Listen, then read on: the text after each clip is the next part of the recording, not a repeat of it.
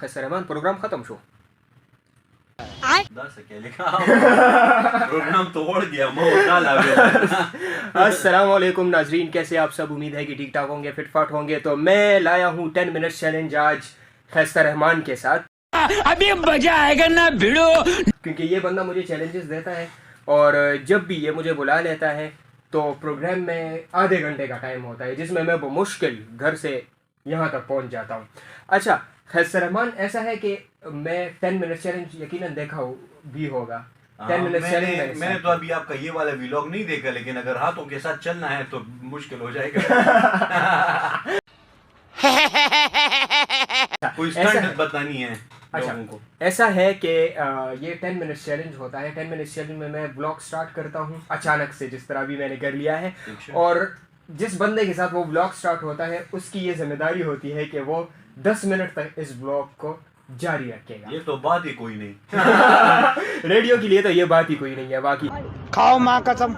तो मैं पीऊंगा चाय, अच्छा, और आप स्टार्ट करेंगे इस ब्लॉग को, लेकिन ये जितना मैंने बोला है तो ये काउंट नहीं होगा। ये काउंट नहीं अभी होगा। काउंट कर लेते हैं, ठीक है। 3 2 1 इसमें है, इसमें रिकॉर्डिंग है। अच्छा, इस तरह है कि चूंकि मैं तो रेडियो टीवी के साथ, अखबार के साथ मुंसलिक हूँ, ड्रामे के साथ मुंसलिक हूँ, तो हम तो वैसे भी बताओ कौन सा वाला ड्रामा?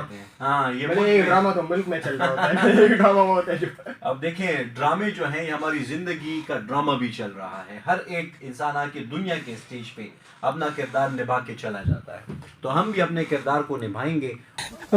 और उम्मीद है कि अच्छे तरीके से निभाएं। मुल्क में जो ड्रामा चल रहा है उसमें हर किस्म के लोग आ रहे हैं, यानी ऐसे लोग भी हैं जिनके पास समझने की अक्सरियत है भी, नहीं भी, जिन्होंने ज़बरदस्ती अक्सरियत ले ली है, उनके भी जिन्होंने पैसे पे अक्सरियत खरीद ली है, वो अभी मुल्क में समझने के अपने तरीके से बना रहे हैं। लेकिन हमारे एक बड़े थे, वो कहते थे कि दा चाटेरा और पदिमा नडीर मंगी माच। अब इसको उर्दू में ट्रांसलेट करो। यानी ये एक चाटी है,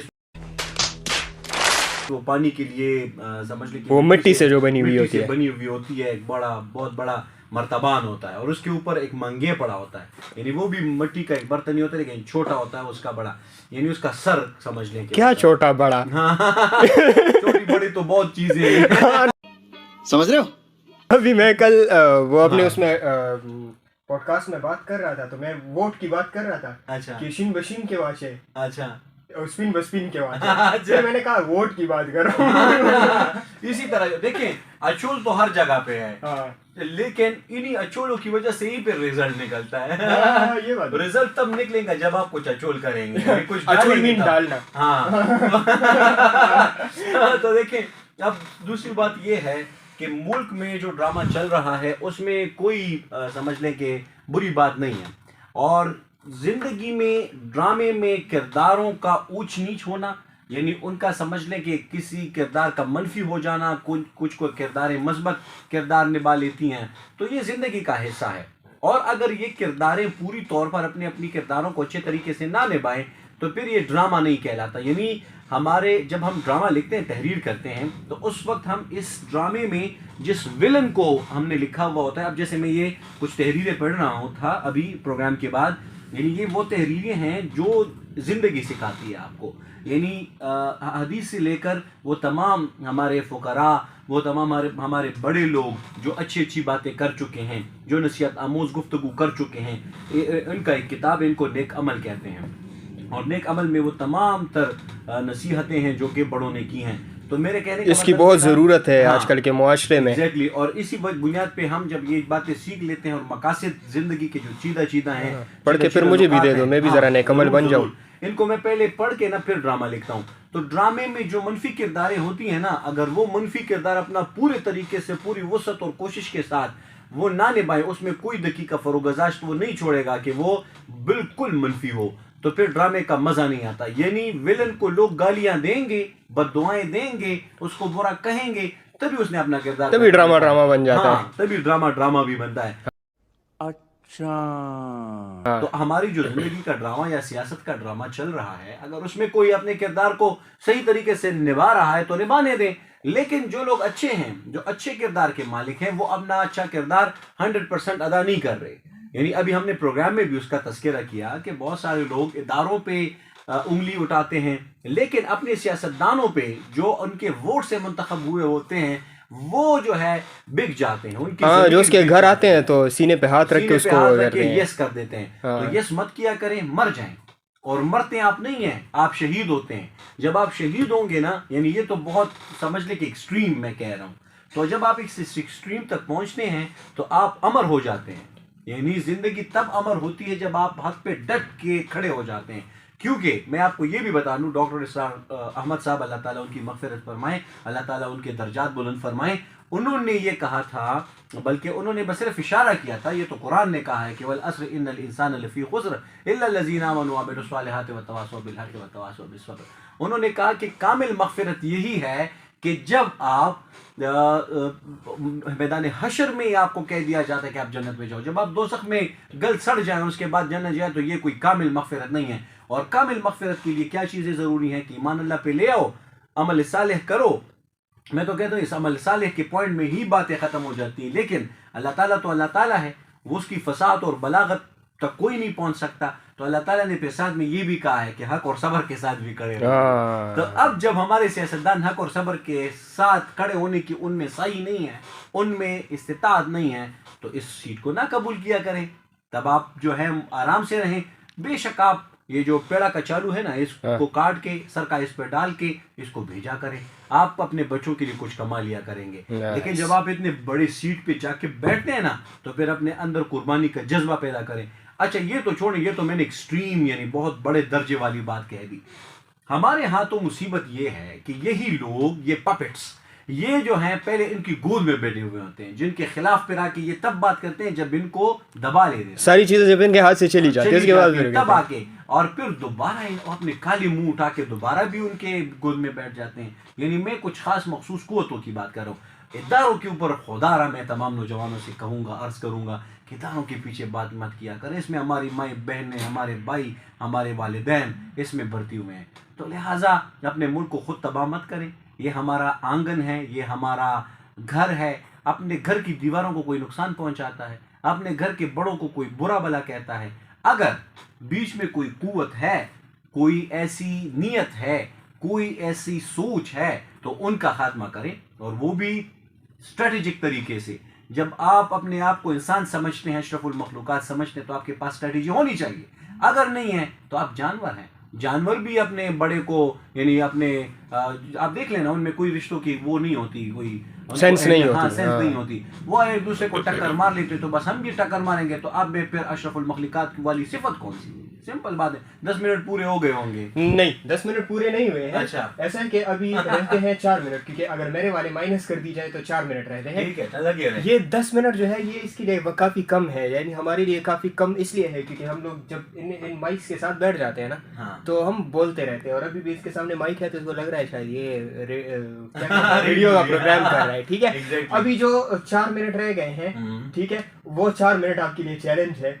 वो चैलेंज आपके लिए ये है कि आपने मेरी तारीफ करनी है 4 मिनट। अच्छा, आमिर खान तो मेरे दोस्त भी हैं, अपनी तारीफ करवा लो बेटा। और बड़े अच्छे मॉडल भी हैं, एक्टर भी हैं। और आगाज के दिनों में मैं जब इनको देखता था तो ये मुझे बड़े अजीब किस्म के लगते थे। आगाज के दिनों एक्सप्रेशन बड़े अजीब किस्म के लगते थे। अच्छा, ये हमारी मैडम थी, मैडम साइमा, उनके साथ जो है ये फिरा करते थे और हम भी थे।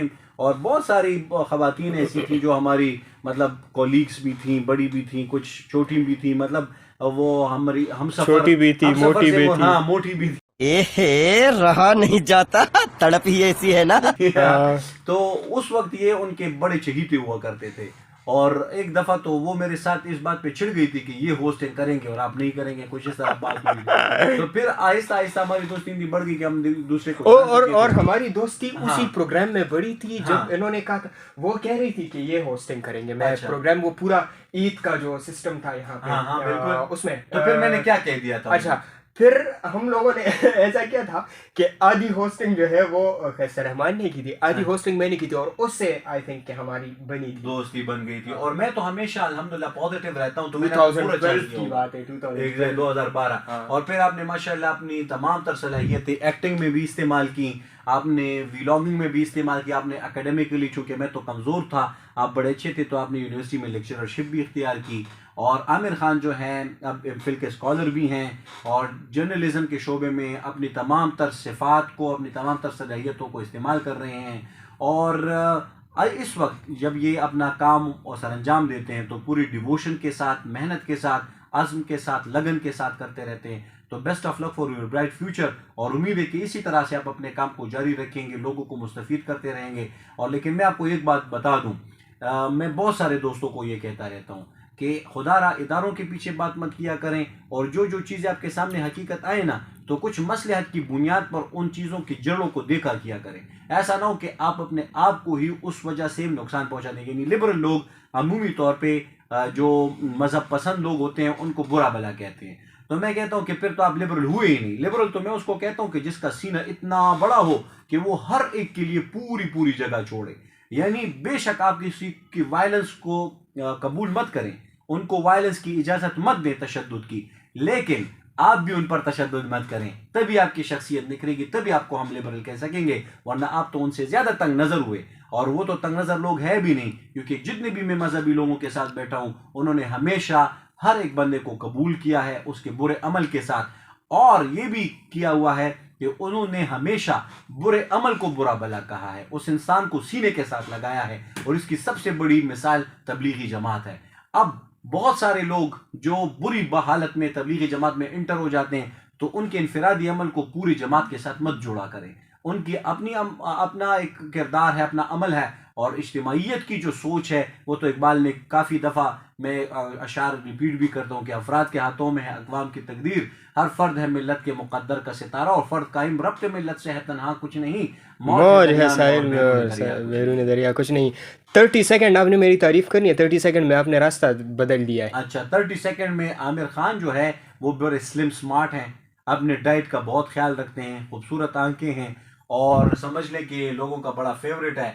और इसके जो बाल हैं बिल्कुल शाहरुख खान से मिलते हैं, और किंग खान हम इसको प्यार से कहते हैं। और ये बड़ा फुर्तीला नौजवान है, बहुत ज़्यादा अच्छे मकासद के लिए काम करता है, और एजुकेटेड है, और ब्रॉड माइंडेड है, और बड़ा अच्छा और ज़बरदस्त किस्म की मजा आ गया यार। कैसा लगा मेरा मजाक?